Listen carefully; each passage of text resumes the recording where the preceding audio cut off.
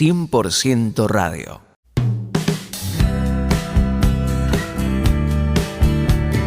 Y seguramente, si tienes algunos años, si has vivido algún tiempo, recordarás muchas cosas terribles que han ocurrido en el mundo, incluyendo tsunamis, huracanes de proporciones enormes.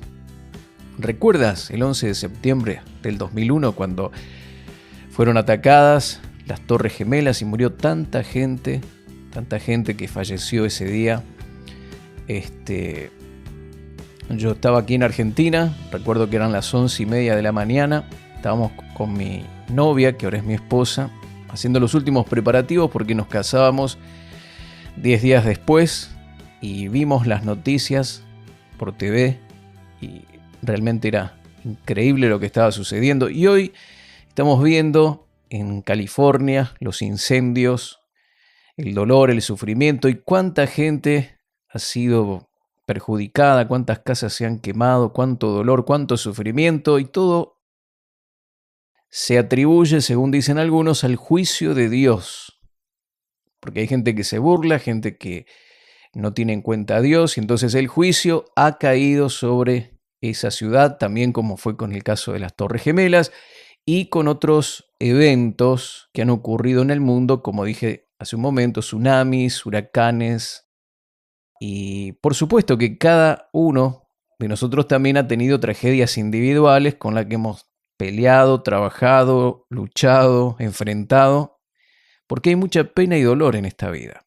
Pero ¿realmente esto es un juicio de Dios? ¿Qué dice la Biblia al respecto? Vamos a ver algo importante.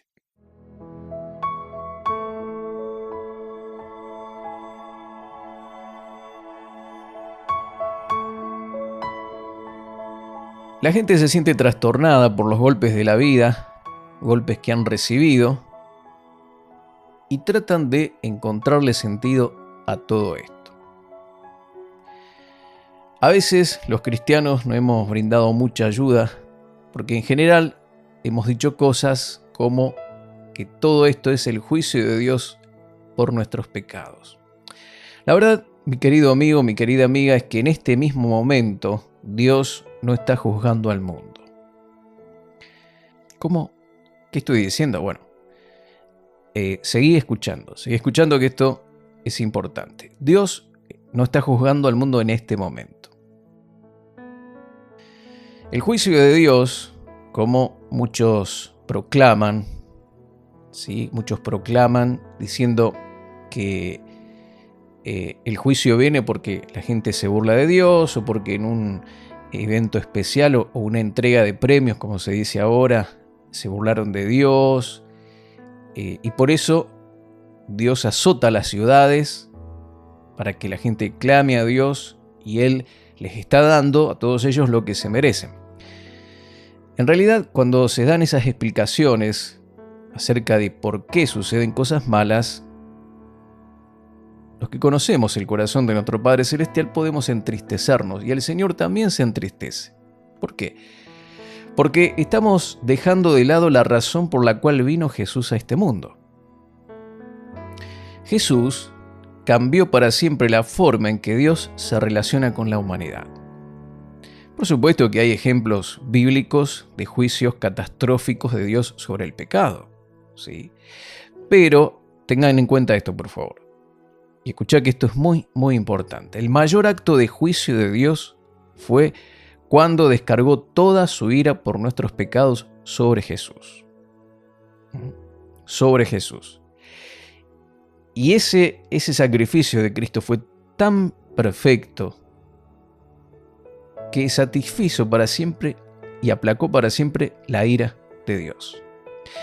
Y a partir de ese momento Dios no ha juzgado ya nuestros pecados. Y 2 de Corintios, capítulo 5, vamos a leer del verso 17.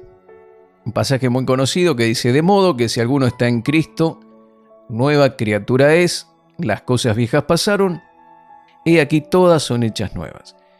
Y todo esto proviene de Dios, quien nos reconcilió consigo mismo por Cristo y nos dio el ministerio de la reconciliación. No es un ministerio de condenación ni de juicio, es de reconciliación. Y fíjate lo que dice el verso 19.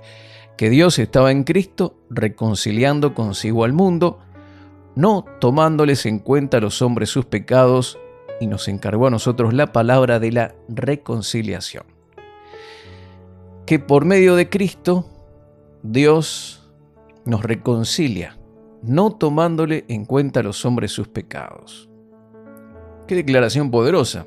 Es un versículo que está en la Biblia, no es ninguna invención. Segunda de Corintios, capítulo 5, estoy especificando o puntualizando el verso 19.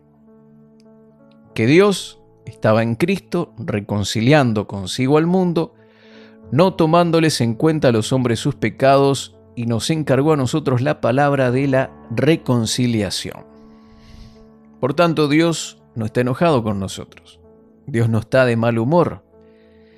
La sangre de Cristo, el sacrificio de Cristo, aplacó la ira de Dios. Fíjate que cuando los ángeles estaban viendo que Jesús iba a venir a la tierra a solucionar, a cumplir el propósito del Padre de aplacar la ira de Dios mediante su sacrificio, los ángeles, en el nacimiento de Jesús en Belén, en Lucas capítulo 2, versos 13 y 14, dicen: y repentinamente apareció con el ángel una multitud de las huestes celestiales que alababan a Dios y decían: gloria a Dios en las alturas y en la tierra paz, buena voluntad para con los hombres. Esta escritura nos resulta muy familiar, pero hay muchos malentendidos sobre lo que dice. Algunas traducciones dicen que proclaman la buena voluntad entre los hombres o la paz a los hombres de buena voluntad. Y también se ha interpretado este pasaje como que Jesús estaba trayendo la paz a la tierra entre las personas. Y esta no es la razón por la que estos ángeles realmente estaban alabando a Dios. Porque si esta interpretación fuera cierta, entonces las propias palabras de Jesús en Mateo 10:34 al 36 lo contradecirían. Él dijo: no penséis que he venido a traer paz a la tierra. No he venido a traer paz sino espada. Porque he venido para poner en disensión al hombre contra su padre, a la hija contra su madre, a la nuera contra su suegra, y los enemigos del hombre serán los de su casa. Fíjate que si hablamos de relaciones, Jesús dice: no he venido a traer paz. Por supuesto que cuando en una familia entra Cristo y todos reciben el mensaje de salvación, si había posibilidades de divorcio, separación, maltrato, todo eso termina. La paz de Cristo comienza a gobernar. Pero a veces Cristo también trae esas divisiones, esas situaciones de disensión, como lo menciona en Mateo 10:34 al 36. Entonces, ¿a qué se referían los ángeles? Bueno, se refería a la paz entre Dios y el hombre. El mismo Jesús dijo que no fue enviado para traer paz a la tierra entre las personas. La paz por la que los ángeles en Lucas 2, 13 y 14 estaban alabando a Dios era la paz entre Dios y el hombre. Estaban anunciando el fin de la guerra de Dios contra el pecado. Y ahora, por medio de Cristo, reina la paz entre Dios y el hombre. Antes de la venida de Jesús había ira. Había ira de Dios contra la humanidad por sus pecados. Pero no era una ira total, porque incluso en el Antiguo Testamento vemos también la misericordia y la gracia de Dios. Y que la misericordia triunfaba, ¿sí?, sobre el juicio. Y vemos también la gracia del Señor. Sin embargo, la ley del Antiguo Testamento era un ministerio de ira, de condenación, como enseña Romanos 4:15 y 2 de Corintios capítulo 3, versos 7 y 9. Podés buscarlo en tu Biblia, vas a ver que ahí habla de un ministerio de condenación, un ministerio de ira. Y a la gente se le inculpaba de pecado. Pero cuando vino Jesús, Dios dejó de inculpar a la gente por sus pecados, y esto es exactamente lo que leímos en 2 de Corintios 5, 19 y verso 21. Lo leo de nuevo porque es poderoso. Dice que Dios estaba en Cristo reconciliando consigo al mundo, no tomándoles en cuenta a los hombres sus pecados, y nos encargó a nosotros la palabra de la reconciliación. Al que no conoció pecado, por nosotros lo hizo pecado para que nosotros fuésemos hechos justicia de Dios en él. Y la palabra reconciliación habla de hacer la paz. Dios ya no hacía responsable al hombre por sus pecados y en lugar de eso le atribuye nuestros pecados a Jesús, haciendo a Jesús responsable de nuestro pecado, de nuestra maldad. Jesús se convirtió en lo que éramos pecado, para que pudiéramos nosotros convertirnos en lo que Él era. ¿Qué es Él? La justicia de Dios. Él era justo, Él era perfecto. Esto se lo denomina o se lo conoce como el gran intercambio. Nosotros pusimos sobre Jesús nuestro pecado y Él puso sobre nosotros justicia. Nosotros pusimos sobre Jesús la maldición y Él puso sobre nosotros la bendición. El gran intercambio. Jesús se convirtió en lo que éramos para que nosotros pudiéramos convertirnos en lo que Él era, que era la justicia de Dios. Jesús se convirtió en pecado por ti y por mí. Fue como un gran pararrayos que atrajo todo el juicio de Dios hacia Él. Y no solo cargó con nuestros pecados, sino que, como dice este pasaje de 2 Corintios 5:21, se convirtió en pecado. Jesús dijo esto acerca del juicio de Dios en Juan capítulo 12, versos 27 al 32. Vamos a leer, que es muy importante. Dice: ahora está turbada mi alma. ¿Y qué diré? Padre, sálvame de esta hora. Mas para esto he llegado a esta hora. Padre, glorifica tu nombre. Entonces vino una voz del cielo: lo he glorificado y lo glorificaré otra vez. Y la multitud que estaba allí y había oído la voz decía que había sido un trueno. Otros decían: un ángel le ha hablado. Respondió Jesús y dijo: no ha venido esta voz por causa mía, sino por causa de vosotros. Escuchen esto, que es muy importante, ¿eh? Es el punto principal. Dice: ahora es el juicio de este mundo. Ahora el príncipe de este mundo será echado fuera. Y si yo fuere levantado de la tierra, a todos atraeré a mí mismo. Muchos han pensado que el verso 32 significa que si Dios es debidamente glorificado en nuestra predicación, entonces atraerá a todos hacia sí mismo. Pero este pasaje dice algo diferente. Está diciendo que Jesús, como un pararrayos, atrajo hacia Él todo el juicio de Dios por todos los pecados de la humanidad de todos los tiempos. Él cargó con los pecados de toda la humanidad. Por lo tanto, Jesucristo quiso decir: cuando yo sea levantado en la cruz, atraeré todo el juicio de Dios, todo el juicio, todo el pecado de la raza humana hacia mí mismo. Todos los asesinatos, todas las perversiones, todos los pecados viles, inimaginables, enfermedades, dolencias jamás conocidas por la humanidad, entraron realmente en su cuerpo humano físico.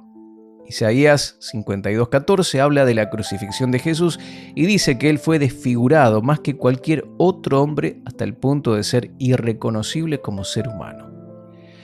Esto no ocurre solo por golpes físicos que recibió de los soldados, especialmente porque la palabra dice que no fue quebrantado ni un solo hueso de su cuerpo. Su cuerpo estaba completamente desfigurado por los tumores, por los cánceres, por las enfermedades, deformidades y cualquier otra cosa que los seres humanos hayan sufrido. Jesús sufrió la separación del Padre por ti. Jesús no pidió que le quitaran la copa solo por el dolor físico que sufriría. ¿Recordás en Getsemaní que dijo: Padre, aparta de mí esta copa? No era solo por el dolor físico, sino porque no quería convertirse en pecado. Detestaba convertirse en aquello de lo que vino a redimirnos. Y la peor parte de todos los sufrimientos de Jesús fue el rechazo total de su Padre. Como dice Mateo 27:46, que cerca de la hora novena, Jesús clamó a gran voz diciendo: Elí, Elí, lama sabactani. Esto es: Dios mío, ¿por qué me has desamparado? Dios Padre abandonó a Jesús para que tú y yo nunca fuéramos abandonados. Todo lo que tú y yo habríamos sufrido a través de miles de millones de años en la eternidad, la pena, el dolor y por supuesto, lo peor de todo, la completa separación de la presencia de Dios, todo eso lo experimentó Jesús. Él experimentó todo eso por nosotros.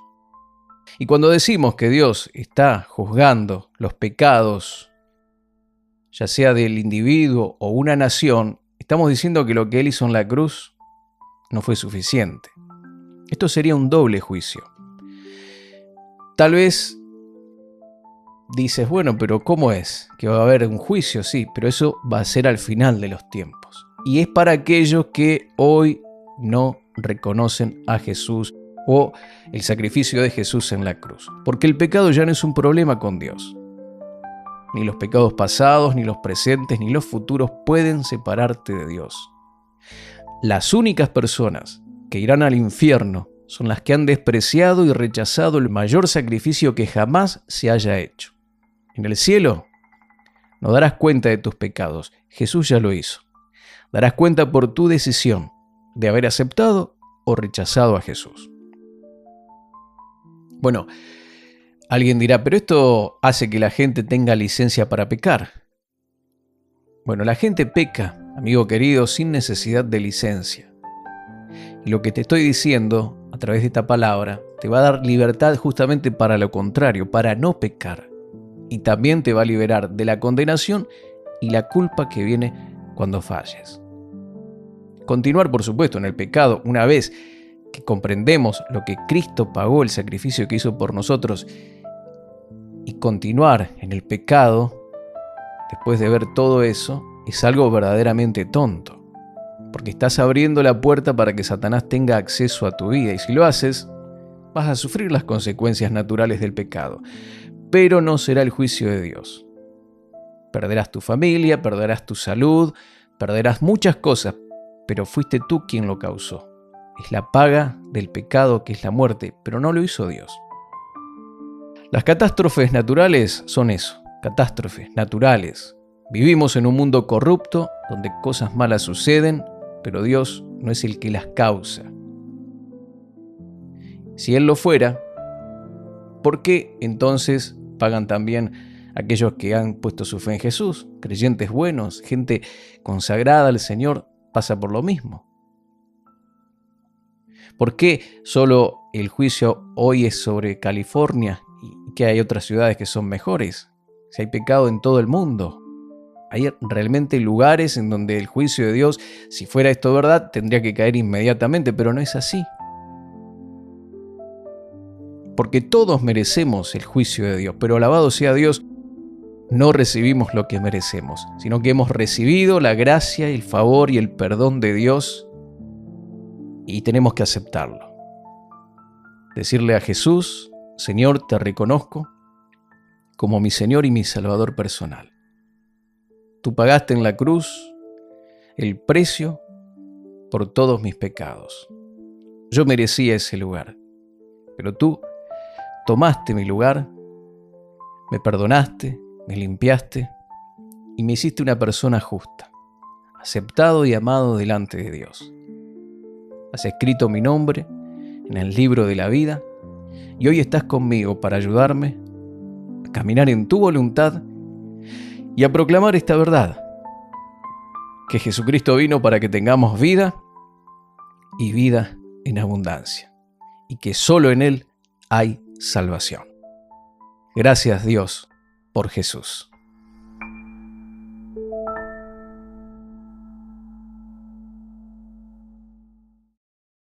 Contactos marioserrano@live.com.ar. En Facebook, Mario Rubén Serrano.